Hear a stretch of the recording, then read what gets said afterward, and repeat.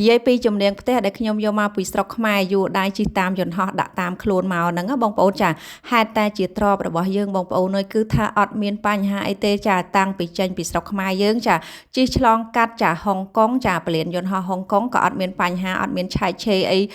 ម៉ាស៊ីនអីស្រែកចាពេលដែលគេស្កេនពេលដែលគេអីហ្នឹងដែរតែ20ខ្លួននៅពេលមកដល់ទីក្រុងប៉ារីសប្រទេសបារាំងនៅពលានសាល់ដឺហ្គោលហ្នឹងណាបងប្អូនចាពេលហ្នឹងគឺថាគួយគេបានហៅប្តីខ្ញុំសួរថាអ្នកឯងមានដាក់បរិយដាក់អីមកច្រើនអត់មានរបស់អីដែលត្រូវ declare ប្រាប់គួយប្រាប់ប៉ូលីសនៅសាល់ដឺហ្គោលនៅពលានយន្តហោះនឹងអត់ចាពេលហ្នឹងគឺថាប្តីខ្ញុំគាត់ឆ្លើយថាអត់មានដាក់របស់អីមកទេមានតែរបស់ញ៉ាំចាហើយក៏ហុច passport ហុចអីឲ្យគេអញ្ចឹងណាគេក៏បើកមើលអីហើយគេក៏បន្លែងយើងមកវិញបងប្អូនចាគេអត់មានហៅយើងចូលទៅឆែកចូលទៅអីទេបងប្អូនគឺថាពេលហ្នឹងខ្ញុំភ័យបុកពោះមែនទែនដោយសារអីខ្ញុំដើរខាងក្រោយប្តីខ្ញុំគាត់ជាប់តែម្នាក់ឯងទេចាខ្ញុំអត់ដើរទន្ទឹមគ្នាទេចាខ្ញុំខ្លាចជាប់ទាំងពីរនាក់អញ្ចឹងណាចារួចទៅគេក៏បន្លែងយើងមកវិញអញ្ចឹងណាបងប្អូនចាពិតជាសំណាងមែនទែនបងប្អូនគឺថា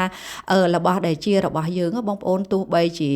ឆ្លងកាត់ចាច្រើនទ្វីបចាច្រើនគីឡូម៉ែត្រចារាប់ម៉ឺនគីឡូម៉ែត្របងប្អូនគឺថាបានមកដល់ក្នុងផ្ទះថ្មីរបស់ខ្ញុំហើយចាជំនាញផ្ទះថ្មីនេះហ៎បងប្អូន